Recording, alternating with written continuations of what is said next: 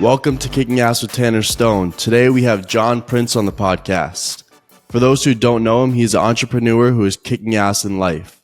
He is the co-founder and president of Hotel Planner, and I'm really inspired of what you accomplished. Thank you, and welcome, and thank you for coming on. Yeah, thanks for having me, guys. I'm honored to be one of your first guests. First one. I'm sure it'll be successful. Congratulations on just putting yourself out there like that. Tell me a little bit about yourself. My life these days is comprised of, spending time with my kids. I have, running Hotel Planner. I have some other business investments I kind of look after, and spending time with my wife and exercising. I'm big into health these days. So I'm really kind of doubled down on that. And I was always pretty healthy, but I was obsessed with building Hotel Planner for many years, and health kind of got into the best of me over the years. And so I've been catching up on that and feeling really good right now. Yeah. So what are like kind of some of the stuff you do with your healthcare? I listen to a lot of podcasts on health. So that's kind of where it starts for me. There's a lot of kind of pieces to it. The diet, of course. So I kind of learned as much as I could on podcasts about what the right things were really to eat. And there's a lot of like misinformation out there on that. My wife is really into it too. So she's a great cook in the house and cooking healthy stuff. So that's that. But some of the cooler stuff I do is I go to they call it like a med spa place every day, and I do cryo every day. So it's like negative 210 degrees. I go in there for 3.5 minutes, and the whole time your body's like, this sucks, get me out of here. But it's really a way to, tell your mind, I call it your monkey brain, because you have this kind of prehistoric brain that's trying to get you to do things that aren't always for your, the greatest success in your life. And it's kind of, for me, I wake up in the morning and my brain's like, oh, bad stuff could happen today. I go into the cryo and, I listen to good music, and I basically tell my mind like, no, I'm not getting out of here. I'm in charge today. And I come out of there ready to like conquer the world. And some of those doubts and fears I woke up with are now gone. And then physically it burns 250 calories. It reduces inflammation, because when you're freezing to death, your body actually uses inflammation as the fuel to warm yourself back up. So it's a great way to like do muscle recovery, or if you have any aches and pains, like it wipes them out immediately. And it also, because you're up to your head, any inflammation in your brain, it wipes that out too. So, that's part of clearing your head, getting ready for the day. I'll do either hyperbaric chamber, which is great for oxygen, flooding your body with oxygen. I'll do the float tank, where it's for me, it's like more of a place to meditate and be creative and come up with new ideas in the pitch black while you're floating there. And then I'll do like a sauna pod. And so anyway, that's kind of my go-to. I do a couple IVs every month. So I'm doing an NAD IV. I'm going to be specific, because I want people to know some of the actual crappy stuff you can do out there. But I do an NAD IV, which kind of repairs your body at a cellular level. I do ozone, which they take your blood out, they inject it with O3, like pure oxygen, put it back in, and it kind of detoxes your whole body, wipes out any viruses. So I do that once a month as well. I get my blood checked every 3 months, and they keep an eye on all my levels. And, it's funny. A lot of people think like just diet is how you lose weight, but it's actually a lot of it's nutrients, just getting the right supplements. So I actually take a good quality, like medical grade supplement, because like the food system's so like messed up right now. Forget all the fast food and fake food out there. That's everyone knows that. But like even the good foods, the vegetables and stuff, are depleted in nutrients, because the soils they're grown in now have been so overused and not farmed in the right way that even vegetables are like 1/8 of what they used to be in terms of nutrients. A lot of people pack on weight because they're not getting the right nutrients, because your body's thinking, well, I don't know when I'm going to get the nutrients again, so I'm just going to pack it on and store it for later. And so that's how, so you could be eating decently, but your body's still putting on weight because it's, packing on for future because it's not getting the right nutrients. So there's all this stuff I've kind of like figured out over the last 4 or 5 years. And, now it's about having peak energy every day. If you guys ever have a day where you wake up and you're just like, I feel amazing, I have so much energy flooding out. Well, you can have that. Maybe you guys feel like that every day because you're young, but like once you get to my age, it's not like that unless you really do all these things. And now I do. I wake up every day and I'm like, I feel amazing. I feel like I'm 16. I took an ice bath this morning, and I definitely understand what you're saying. What made you want to learn about all this stuff? To be honest, I got a bad health report. I got an early stage heart disease, and I was in and out of working out, but I started having kids, and then life got the best, busyness got the best of me. I was working many hours at Hotel Planner, and the doctor was like, next year you're going on a statin, which is like what they give everybody at my age these days. I was like, I'm not doing that. And I just did the homework to learn what was really going on. And so now you're balancing everything out? Yeah, I kind of slowed down on work a bit, did a lot more, try to work out like 6 days a week. Not always like the same thing, just rotating different workouts, and then diet, all the other things. And then I lost all the weight. Now my blood work and heart disease thing is totally gone. That's good. Yeah. So on the sense of like the long hours you said you were working, how were you productive even at the end of like the long hours? I think in the beginning of starting a company, you do have to work a ton of hours. I actually have been known to say, like, you should be a workaholic in the beginning years. And it's not people don't like that word, workaholic. But my point is really that, like, you have to give everything to the company in those first couple of years. And then eventually hopefully get to the point where you can start delegating tasks and taking some off your own workload. For me, I was working very, very hard for the first 15 years. Like, I'm talking 60 hours a week, even on vacations, like taking calls, and didn't really have real vacations. So, and that's in some ways that's what it takes to build what I built. But if I could go back and do it again, I probably would have delegated a little earlier than 15 years because it did take a toll on me after a while. Did you feel like you've always had that in you, like in college and high school? Like, what was your mindset and when you were at that age? Yeah, so the short story of me as a kid was I was like that kid in the neighborhood. We grew up poor in Maine, and I was that kid that I knew, like, if I wanted those Jordans, I was going to have to earn the money myself. And so I was wearing like these high tops called Voits, and they were like the generic like Nikes at Kmart. I think it's kind of funny to think about, but and so it was kind of embarrassing as a kid, and I was like, all right, I got to make some money. So I got a paper route, and this is like before internet, and so you got to deliver a newspaper to everyone's house, and I made money that way. I mowed everybody's lawns, I painted their fences, I shoveled their driveway in the winter.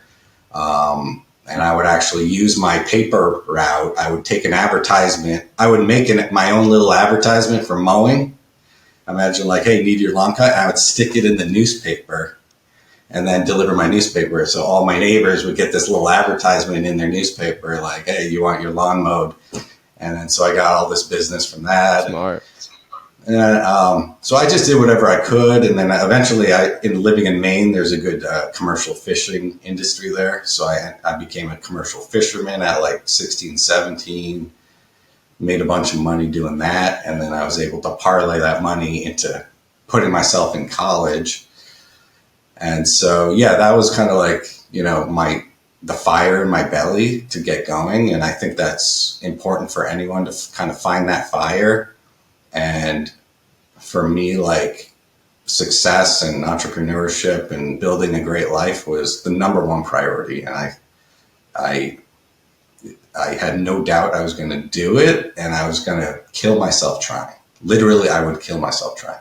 When did you get the idea to do Hotel Planner? So Hotel Planner came right after I graduated college. I went to college, studied computer science, and learned how to be a computer programmer, and then worked for a year after that in like a corporate, bank job. And then my partner and I teamed up in California. He worked in the travel industry and kind of saw an opportunity for group bookings so 1 in 3 hotel bookings is booked in a group block. Like, think of a wedding or a business meeting. So it's this huge, $40-50 billion industry. And at the time, no one was doing it online. So it was all over the phone. And so we teamed up. I think it was his idea technically, and then we kind of just ran with it. My partner, Tim Henschel. And we just jumped right in. We went to a lawyer, formed the corporation, and I was a programmer, so I just started coding on the weekends and nights. Like, I would work during the day and then go right into coding Hotel Planner. And my partner Tim was doing the same. Just like, we were up till 2-3 in the morning. We got like a virtual phone line, so phone calls would come to our cell phone, and we were just working our asses off, and until we could barely keep our eyes open. So you were working on your job. You had a job during the day and then working on your dream at night. Yep, exactly. Until we got to the point where a little money was coming in, and I remember we paid ourselves $1,000 a month each. And the great thing about starting a company when you're 22, 23 is you don't have a lot of expenses. Like I always tell people, do it in your 20s if you can, because in your 30s you're probably going to have kids and you're going to have cars and all these expenses. Your wife's going to want a new house and all this stuff, or maybe your husband. And not you guys, I'm just talking broadly or whatever. So start the company early when you have no expenses. We lived in a tiny apartment, as cheap as we could, cheap car payment, tried to, just so we could start it. Did you guys live together? I was no, but he crashed a lot. Mm-hmm. Tim crashed on my couch a lot, and he basically lived there. So that's why I'm kind of remembering if he lived there. But he would sleep on the couch and wake up, and we would go out, start working again. Were you guys still really close? We are. I was lucky. That's another good discussion point, is how to pick the right partner. Yeah. So critical. Most businesses fail because of bad partners. And I would say I wouldn't even go more than 2 partners if you can, because just getting along with one partner is not easy. So you add a third in there. A lot of people I've seen in the beginning of a startup, they're like, yeah, let's add them too. That'll be fun. And they're smart. They're good at that. But whoa, slow down. This is more like a marriage, and you guys all have to be. One of the biggest issues that I've seen in startups is one person kind of slacks a little, and it's more like a lifestyle business for them. And they're just kind of sitting back waiting for the money to roll in so that they can spend it. And then the other one's working their butt off, killing themselves. And then obviously that's not going to work. The guy killing himself is building resentment. And then you get into this fight about, you got to give me more equity and blah, blah, blah. So it gets ugly. So my point is, you have to both have a similar vision for what you're building, short and long term, when you want to exit, and also your work ethic should be similar. I get that. Tim and I were very opposite in ways, so we complement each other. So that was good too. He's extrovert, like, kind of like loves being out in public, talking to everybody. And I'm more of an introvert, orderly, like organizing everything, like executioner type of guy. And that works really well for us. But our vision and our decision making on business is always the same, and our work ethic is the same. Like, I had tried some businesses in college with other guys, or girls and guys sometimes, to start, some internet startups. And it always frustrated me because no one was working as hard as I was. And I was like, guys, we have this huge opportunity. I was like building something that actually was very similar to what like OpenTable is today in college. And my partners on it were like totally slacking and not taking it seriously, and it didn't work. So like when I met Tim, I was like, oh yeah, here we go. Like, this guy is ready to work. He's still working hard like I am. And so that would be my advice on what to look for there. Later in your life, when you started having a family and other priorities, how did you keep your business and keep everything going? Yeah, it's hard, especially in the baby stage. Babies are tough. You're not sleeping. In my case, my wife, we were fortunate enough at the time, my wife could stay home and not work, so she could, but at the same time, it's hard because now she's exhausted dealing with the babies, and I'm exhausted from work, and that's not a good combo for marriage, is like when you're both exhausted and not spending enough time together. So that was, there were some bumpy periods in the marriage that we had to work through. And, we did work through it and we figured it out. I don't think that's very uncommon. I think the baby stage is a very difficult time for marriages in general. Because like sometimes you have this baby that cries like all day. And that can be really annoying after a while. I hate to say it, but it's tough. And then you're not sleeping. So, but the good news is they turn into these beautiful, wonderful, wonderful kids, and it's amazing. But it's just like anything in life. You got to put some hard times in to reap the reward later. Exactly. So like, what do you look for? And when you're interviewing people, like for a job, what are you really trying to see? That's a good question. I want to see talent, which is kind of a given, but I kind of, besides talent, I want to see kind of a non-arrogant attitude, if you will. Sometimes I see people come in and they just expect they deserve everything, and then you're like, okay, this person's going to be asking for a raise in about 2 months, and then they're going to ask for another raise in 3 months, and whether they do great or not. And so, I'm trying to look for someone who's hardworking, not overly arrogant, but also talented, and, someone who is like committed and not going to just work for 6 months and then hop to another job too. So those are kind of things I look for. When you're interviewing people, do you just know just by talking to them how they are going to be? Personality wise, yeah, I think I'm a pretty good judge of personalities, but technically, I tend to interview a lot of the tech girls and guys that are like programmers, and more tech oriented. And that's harder. You have to really test them and ask them tough questions and see if they know the answers. But even that is hard too. Sometimes you get people who know the answers, and then for whatever reason you put them give them a project and they can't seem to get it done. So that is hard. So we do try to grill people hard on our interviews for programming and stuff like that. When I was doing research on you, I saw that there was a new AI thing that you're doing with your hotel planner. Can you tell me more about that? Yeah, everyone it reminds me of when the iPhone came out, and also when the internet started blowing up. Businesses are just scrambling right now to integrate Bard and ChatGPT. It's just like this like gold rush. Everyone's panic. Like half of our projects on our tech calls these days are ChatGPT related. It's that powerful. It's that impactful.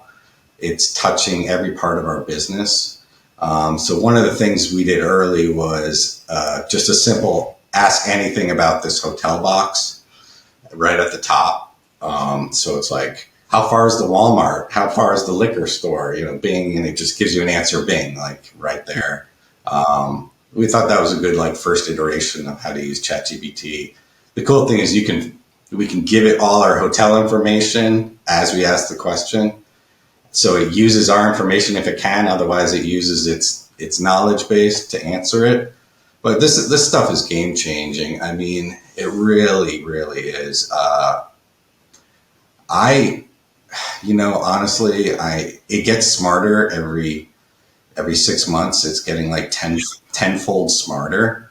So as guys your age, I would be thinking about career paths and things that aren't going to be replaced by ChatGPT and Bard, Google Bard. I hate to say it, but that's honestly what I'm seeing right now. I'm seeing technology that can replace an architect, right? It can design an entire building with mechanical and electrical plans. I'm seeing it, legal assistants gone, truck drivers gone, like just all these jobs, like customer service gone. I feel like the government's going to have to step in at some point to create rules. Because it's taking jobs away from people.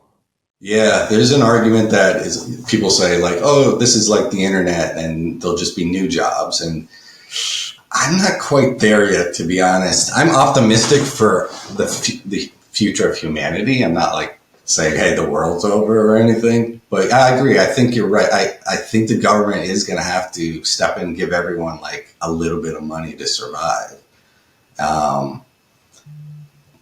Because, I'm not sure there's going to be enough jobs, to be honest. I would say more like regulations on like the ChatGPT and AI like workers.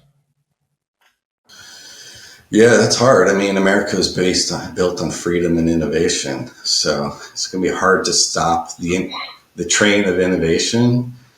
But the good news is there's a lot of cool new stuff that people can earn money with. Like, you can be an expert in any topic these days, right? Like, I want to be an expert in sunglasses, right? Like, and you build a whole business around just these great sunglasses. You go on podcasts and you talk about it. You become the industry expert on that. There's a lot of cool new jobs that weren't there when I was, younger.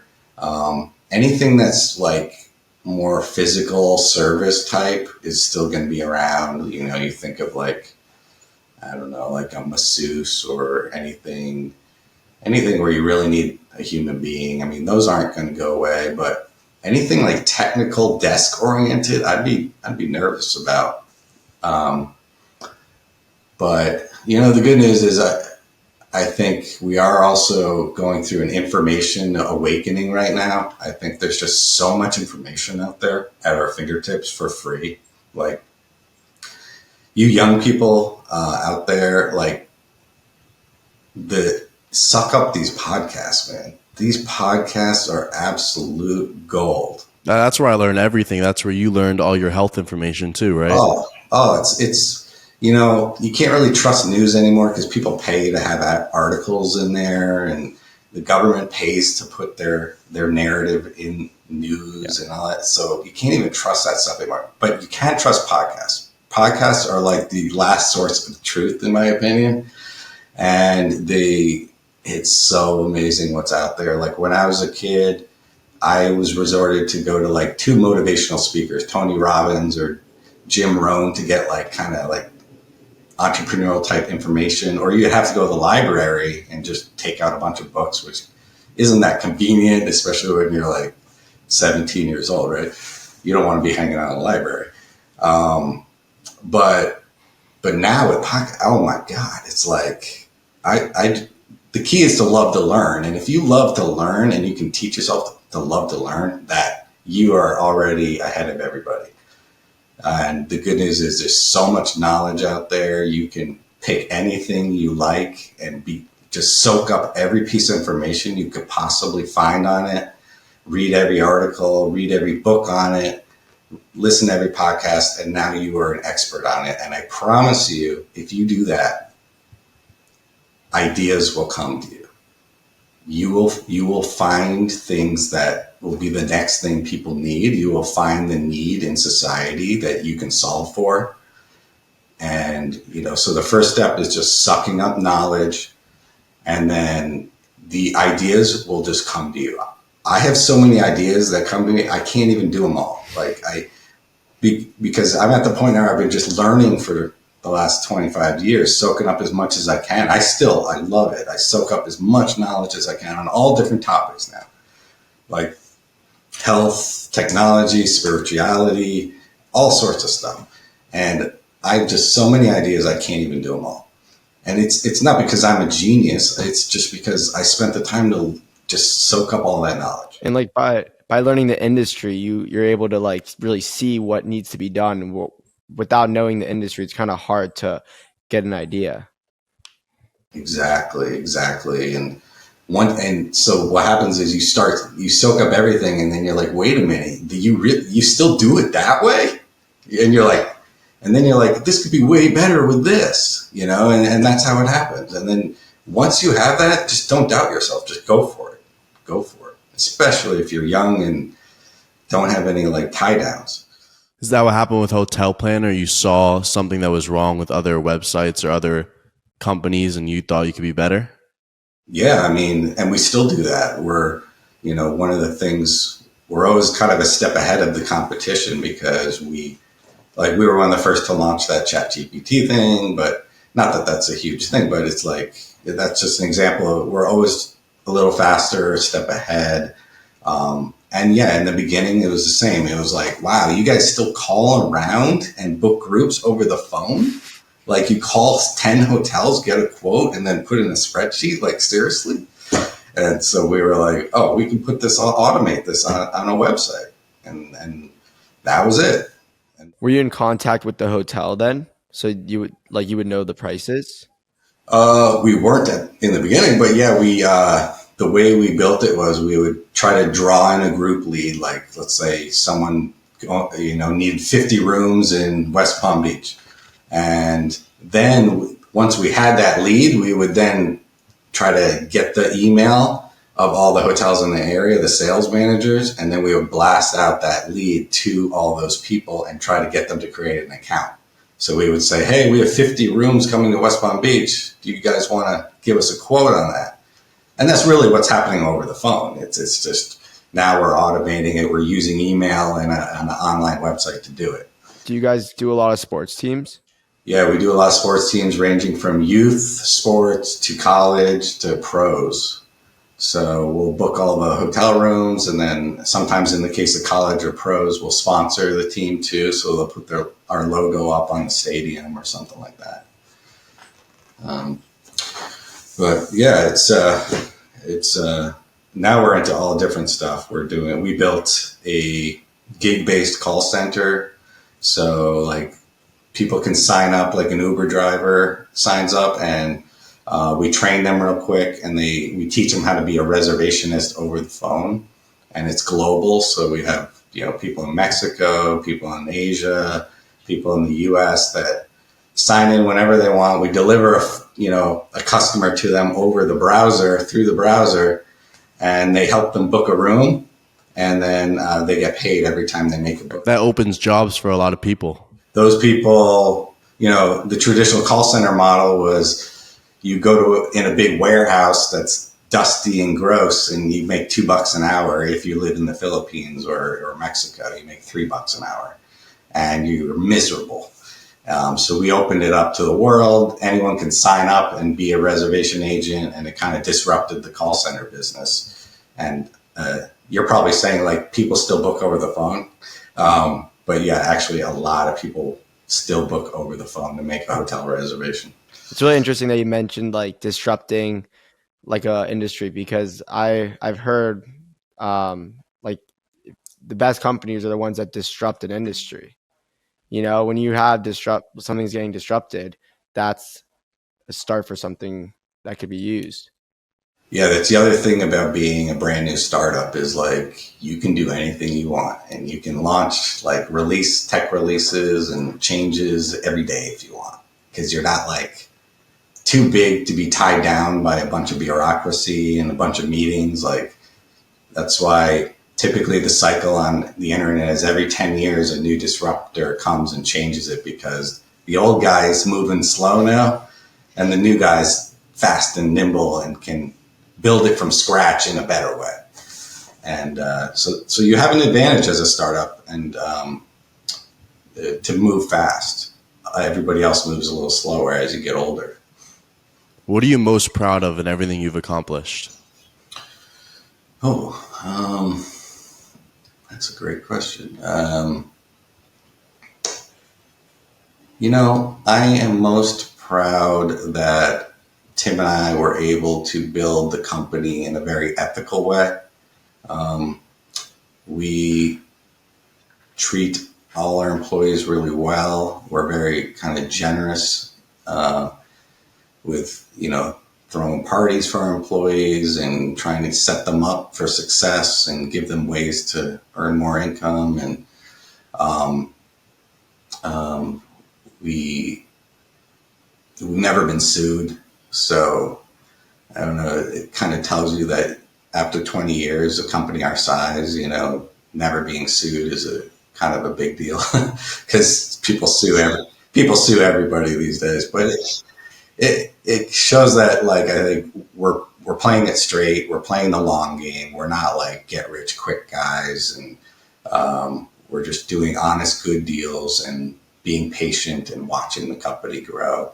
A lot of people want to, flip the company after 2 years for millions of dollars. And that's not really us. We're like trying to build something special over the long term. And like most things in life, the great things do take a lot of time. And so it makes me proud to look back and see what we built over all these years. And now we have thousands of people working for us, and relying on the company, and it's special to me to look back at that and be able to do it and also have a great family at the same time means everything. Like if I destroyed my family along the way, that wouldn't feel good. But I've managed to build an amazing family. Well, my wife and I built an amazing family with 3 great kids and have a great marriage, and that just makes it like 10 times better, because if you didn't have that, you would be kind of lonely in a way. So having the family support and all these great friends now, just the whole thing comes together, and all the things. There's a quote like everything affects everything, which I like to say, and the way that I think about that is like, you can't just be great at one pillar in life. Like I can't just crush it at business and be a sucky husband or a sucky father, or I can't suck at my health, because if I suck at my health, then I'm going to get sick, probably get cancer, which means I'm not going to be a great husband or father if I'm dealing with like health issues, and I'm not going to be my best at business if I'm dealing with health issues. If I'm not doing my best with my family, I can't do my best at work because I'm dealing with family issues. If I'm not, they all are interrelated. The amazing thing is if you can get, and I'm not saying you got to get this in the beginning, but over time, your goal should be to get your family in order, your business in order, your spirituality in order, your health in order. When you get all of those together, your success exponentially grows. What do you mean by spirituality? Like positivity? I mean, everybody's got their own belief there. I'm Christian, but I'm also very open-minded. I do a lot of meditation and I explore other spiritual topics. Like, I want to know it all. I'm curious. Like I wasn't always Christian, and I I started digging in. Well, I wasn't raised Christian or anything. And, in the last 10 years, I was like, I got to figure out this Jesus guy. And so I did my homework. I started going to church and learned about him. I started researching his life and like, what's the proof that he did these things? And I found the proof. And to me, there's actually like real hard evidence that he did all these wonderful things and he was who he says he was. And so that's just an example of like, that's who I am. I really dig into something and I want to see the evidence, and then I go all in, and I'm still curious. If you could take away anything from this discussion, it's curiosity and knowledge. Like, be curious. Just, when I deal with a banker trying to give me some deal to invest or something, right? Like, be curious. What's his motivation? Why are they putting these terms in the deal? Like, be curious about how they make money. Or if you're doing a deal with someone, be curious how they make their living, because you'll learn so much from it. Like, I'm curious how legal works. I'm curious how finance works. I'm curious how all these pieces work. And eventually you get to a point where you kind of have like a broad view of the whole thing. And then you're unstoppable, because you can see the whole picture. You can see what motivates everybody. And like, when you're younger, you assume like these politicians and these bankers are so much smarter than you. They're not. They're really not. So just be curious, like, ask questions, dig in. The information's out there, but you have to do it. You have to say, I'm going to skip that party at the beach because I'm going to own the beach someday. Right? Like, yeah, go to some parties too. That's fun. And it's part of life. And I'm not saying. Were you like that in college? Like, were you just absolutely focused on your goal, or did you have fun also? I had fun too. I think that's important. Part of running a good business is connecting with people and having life experiences, so you know how to connect to all different types of people. And some of that you learn at parties. The people that you connected with back in like college and high school, were they very similar to you? Like, are they doing well now? I mean, everyone's just like in your circles. I'm sure there's all different kinds. Not everyone's doing great. Some are doing great. Some aren't. I can tell you, like, getting straight A's and going to Ivy League doesn't equal success. Like, those people I knew aren't necessarily successful, in my opinion. What to you equals success? I think that's an awesome question. You guys should ask yourselves that, and anyone listening should ask themselves that. For me, it was what I just talked about. It's having all those things in line, being a good person. I try to be a very empathetic person and kind person, but I'm also tenacious in business. I'm passionate about my health. I'm passionate about taking care of my family and being a good husband. Like, to me, that's success. And if I can do all those things, that's a success. And also have a relationship with God, and that's the ultimate. That, to me, that's what I was always working for. But everybody's got a different definition, and that's totally cool. My vision of running a big tech company and all that was mine, and everybody else needs to ask themselves that question, and then what are the steps to get there, and then execute it. But again, curiosity, knowledge, and then the rest will come to you. So success is putting goals for yourself and getting all those goals, like keeping your family happy, keeping your business running, keeping your relationship with God, all those goals. Yeah. And someone else I follow, he likes to say, show me your calendar and I'll show you your future. So it's really about discipline.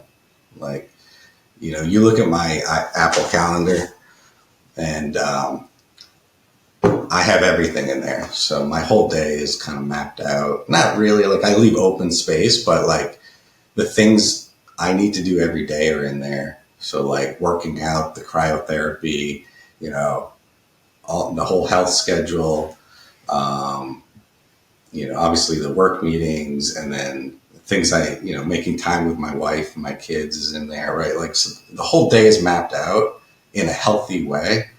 And then all I have to do then I don't have to worry. I just say, I just got to execute my calendar every day. And then everything over time, it turns into something incredible. And so it's like, you kind of take that worry out of your head of your schedule and you throw it in the calendar. And then you just have one rule. And your rule is, I live by the calendar. And as soon as I have something important to me, I put in the calendar, I make it recurring. So like the workout is recurring in there. And I can't complete my day until I finish that calendar. I delete the workout after the workout, but it's recurring. It goes forever. And then the cryo goes forever. Like, of course, you're going to have shit pops up, but generally speaking, I stick to that calendar, and that's my only law in life. It's like the calendar. And then your mind is free to be creative and stuff, because you don't have to worry about your schedule as much. You just live by the calendar. Is the workout the first thing you do in the morning? Some days, not always. I do the cryo every morning, and I do that stuff in the morning to kind of clear my mind and relax my body. But sometimes the workout's in the morning, sometimes it's later, actually, just because I have other stuff in the morning I have to do. Just like out of curiosity, from your schedule, what time? How many hours of sleep are you getting? And is that really, you feel like, a game changer? Yeah. It's funny though, like in the early days of starting a business, I didn't sleep that much. So in spirit of being a workaholic and doing whatever it takes to get the business off the ground in the first 2 years, maybe skip on sleep a little bit.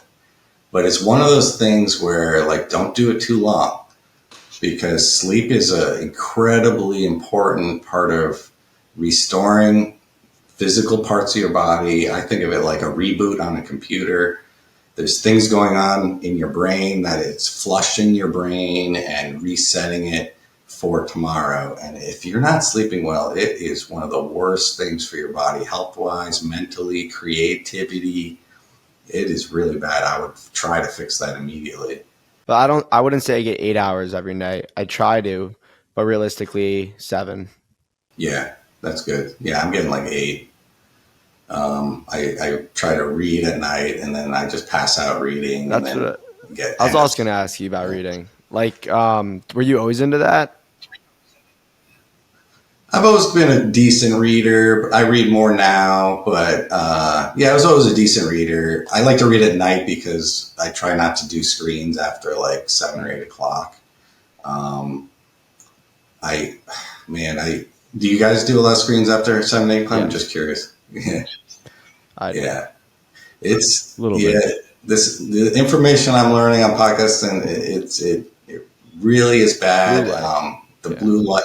The blue light messes up your circadian rhythm, which doesn't let you get a deep sleep, restorative sleep, which then turns into lack of energy, lack of creativity, can screw up your hormones. We all know there's some people having a lot of hormone issues these days. And you tack that on with crappy food, and then all of a sudden your body's in like really shitty state. I know you guys are into like fighting too, right? Yeah, I mean, the peak fighters and everything. These guys their bodies are physical specimens, machines, right? Like, they're not eating crap food. They're not like skipping sleep. They're not staring at Instagram till 1 a.m, right? Like, you can't. You get your ass kicked, and you get your brain bashed in. And the same is in business, honestly. Like, if I don't take care of my body, my brain, and stay sharp and creative, some other hotel planner too is going to kick our ass. So that's the little difference in life: the people who stay up till 1 and the people who go to bed at 8. I always think of like Michael Jordan and Kobe. You hear those stories where they just, like, Kobe was up at 4 a.m. doing one extra workout. Same with Jordan, and like, while the other guys were out like partying. You can never catch up, even if you spend that summer. That's exactly what it's up. Love that Yeah, stuff. exactly. Exactly. And that's the same in business. Like if I get a little more, if I get one more sale than Hotel Planner 2 down the road, then over time, I'm like double what they are and they eventually Yeah. give up. We've had actually a lot of competitors over the years, and that's exactly what we did. We, After you guys launched? yeah. Oh, yeah. Yeah. After we launched, we had two direct competitors. One of them raised $20 million. The other one raised like 10 or 15. We raised zero. We've never raised money, believe it or not. We bootstrapped it from the beginning. We never raised money, but we beat them on what we call bird dogging, which is which is basically like another word for hustle. And like we would bird dog people, like basically harass them till they did a deal with us.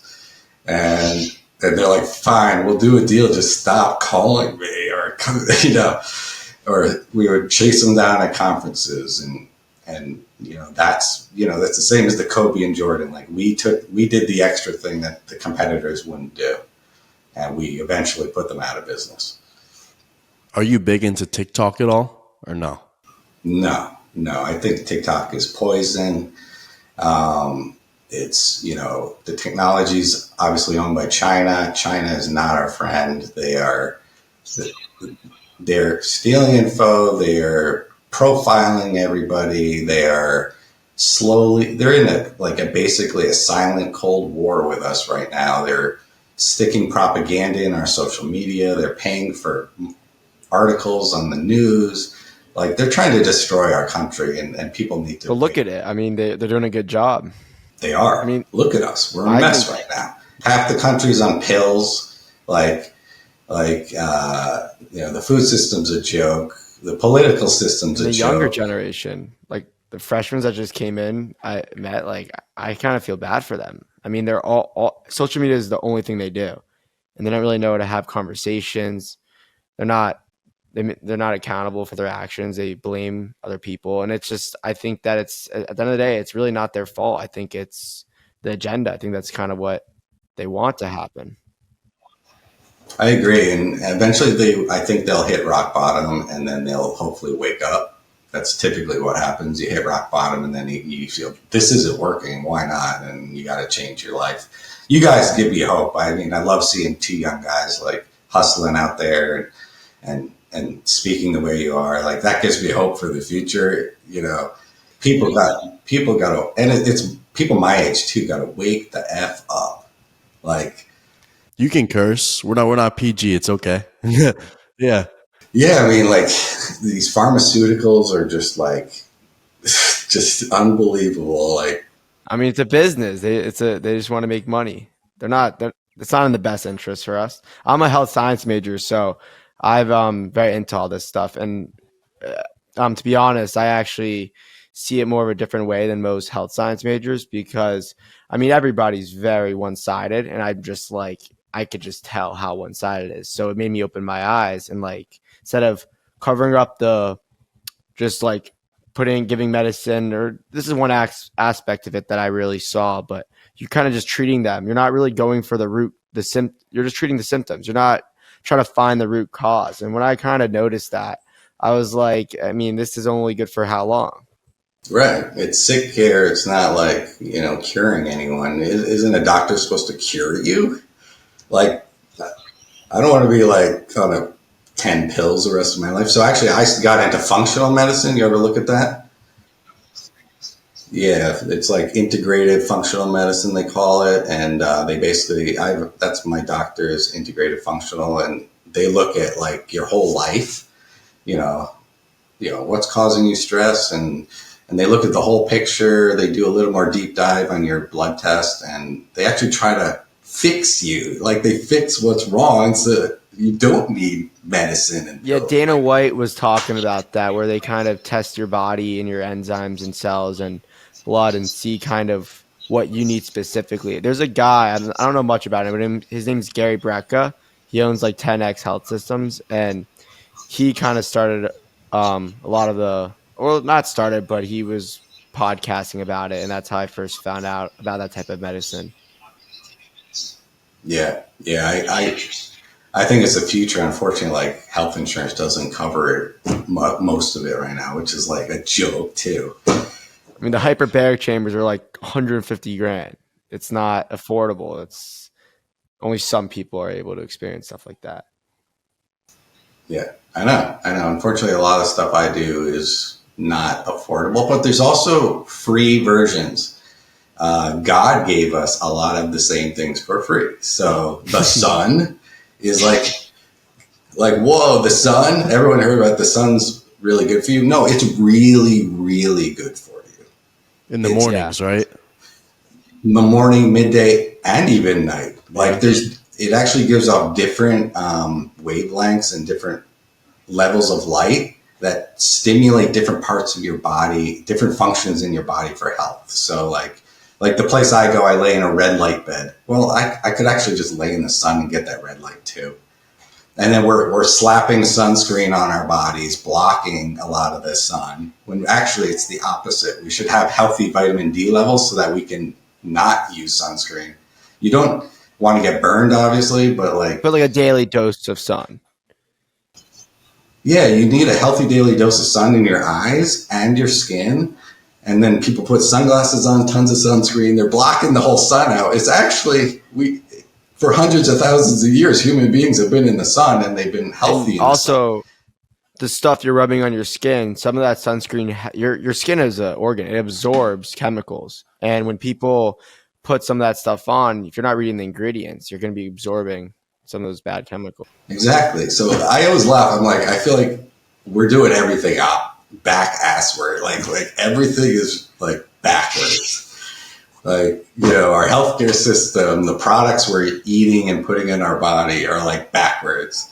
Like everything nature gave us, like that's the best for us typically. The sun and the ocean, the salt. Like, I do all the like fancy, like more expensive versions in my med spa because I can afford it and it's convenient for me. But there's, and I work for it, but there's so many free ways. Like go out, get a run in the sun, go out and get a walk in the sun and let your skin absorb it. Like, and you get half the benefit I get by going to my fancy med spa.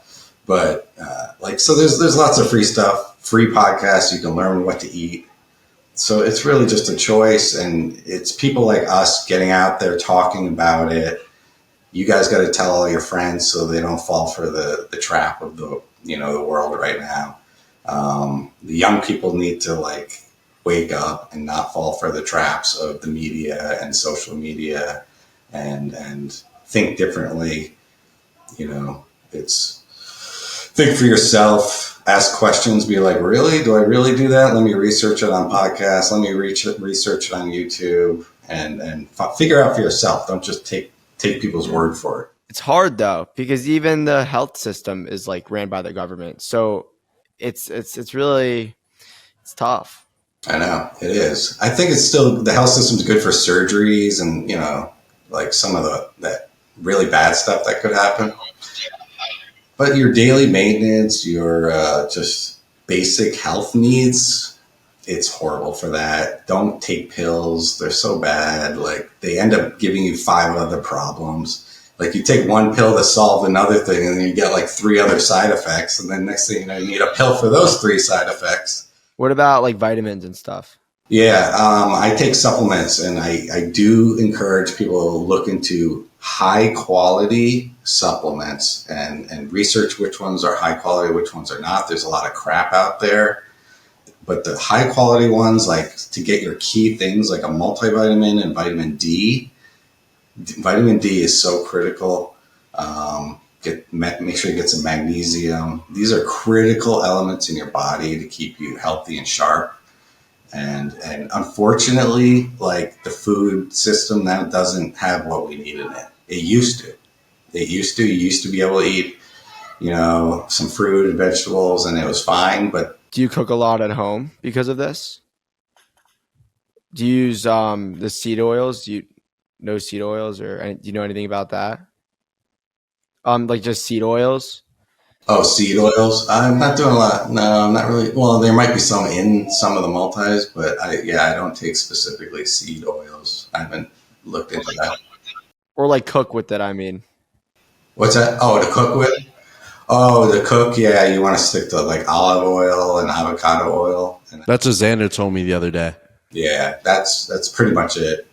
All the other oils are horrible for But you. you're still eating meat, right? I do eat meat, I think a little bit of red meat every week, and meat is a fine. But yeah, it's really about the nutrients and all the other things. Anything processed, like just avoid. Just don't even put it. It's poison. Juices, Gatorades, any sugar. Oh, sugar. Sugar. I can't even believe we didn't mention the most important thing ever. Sugar. Oh my God. Are you guys drinking a lot of sugar? I used to, but now, ever since I went to Thailand, I've been losing so much weight and I've been eating really clean. Sugar. You probably see your friends that are just chugging Mountain Dews and Gatorade. Now they're sticking caffeine in the Gatorade. Like horrible, horrible. There's added sugar. Yeah, it's all bad. And then you chase it down with a Frappuccino at Starbucks, and like it's basically a giant milkshake. What about caffeine? Is caffeine not great? Actually, I've heard like if you get a clean coffee bean, coffee is totally fine as long as it's not out of control. This is actually my third coffee today, so I'm probably too much, but I would say don't do more than 2 cups a day. And there are cleaner beans in other. A lot of beans have like mold on them and can cause issues. But like if you can find a clean coffee bean, I think that's great. It's nature. It's healthy for you. Generally, if the earth created it, and the soil was okay, it's good for you. That's generally the rule. Like it's when we like process shit and strip out all the nutrients in the food. That's when it becomes like a horrible product. Yeah. Don't fix what's not broke. Yeah. And the sugar, we're like pumping obscene amounts of sugar into our bodies. Like, or I'm not, but other people are. Obscene. It's the number one issue. Like all the diseases we have right now that are out of control, the numbers of, the rates of people getting heart disease and obesity are spiking. Sugar, sugar, sugar, sugar. You guys want to be top athletes? Cut the sugar. Like, you can eat an apple, eat an orange. That's great. And the fiber plus the orange juice plus the apple, that's good. That's good for you. Your body can process that perfectly. Awesome. But the juices, like drinking the thing of orange juice or the Gatorade, bad, bad, bad. Processed sugar. Before we end, I just want to say, what's the biggest piece of advice you want to give to the people out there? Oh, is your audience mostly your age, you think? Well, now that you're on, it might change. I don't know. It's everybody. People who just want to learn. Yeah. I mean, I don't want to be repetitive. I keep going back to this curiosity. It starts with deciding that something's your top priority. For me, it was this vision of what I want in my life to be, and I decided that's going to be my top priority. Nothing will stop me from that. I will die before you stop me from that. Friends saying, hey, come to this. Like, get off the computer. Like, come to this party or come to the beach. And I was like, nope. Number one priority is this future and where I want to go. So that's where it starts. And then it's the knowledge, it's the curiosity, learning everything you could possibly get your hands on, anything and everything. So there's a lot of discipline, you would say. Yeah, I would say it's a lot of discipline. And I would also say this, like, think of everything you do as either you're improving or declining, right? Like there's not really a neutral state in life. Everything is either progression or decline. And that goes for anything. Like, so when you make a decision to eat something, you're either improving your body or you're not. When you think something, you're either improving your mindset or you're not, right? Like, thoughts are powerful. Like, when you think something, when you say something to a friend or a potential, coworker, it's either positive or it's not. Like, so I think about everything that way. I think about everything is either helping me in the world or it's not. And if it's not, I'm going to try not to do it. And you'll see other people that do the opposite. They do a lot of, I'm not saying you got to be an angel. I'll have some beers with friends. I've done a lot of crazy fun stuff in my life, but I'm not like a robot. But generally speaking, I made a lot of good decisions versus bad decisions, and they stockpiled, while other friends, they went the other way. And we all have seen that happen. So I guess I'll leave you with that. Wait, last thing. Just a book that either changed your life or just a book you recommend for everybody that you would give to maybe your 20-year-old self looking back on it. I would recommend you guys read some of Joe Dispenza's books. And he's a doctor, but he's kind of like mastered the science of your mindset. And for me, when I was 20, I think if I had gotten a little better jump start on my mindset, like I had too much negative crap going around in my head in my, as a teenager and 20s. And if I could get a hold of that earlier, I think I could have been even greater, quicker. So Joe Dispenza, he's got a few books on just mastering your mindset, which is kind of like thinking positive, but it's like he gets more into the science of it and why and how it works in your brain. So you can actually understand like what's really happening there, and then thinking about how you think about, thoughts, mastering your thoughts. I think that's just everybody at all ages should be kind of thinking about that, which they don't typically. Thank you so much for coming on the podcast. I actually really learned a lot. Cool. Thank you. Yeah, thanks. You guys are awesome. And like I said before, you guys give me hope. You guys are just keep putting yourself out there and doing interesting, different things. And I'm sure you guys will find success. And hopefully I was helpful to someone out there on the interweb. Me too. I mean, you gave me a lot of motivation and some advice that I'm definitely going to start doing. Thanks, guys. Yeah, thanks for coming. All right, thank you for the people who are watching. Tune in on the Instagram, the Spotify, Kicking Ass with Tanner Stone. I'll see you guys next week.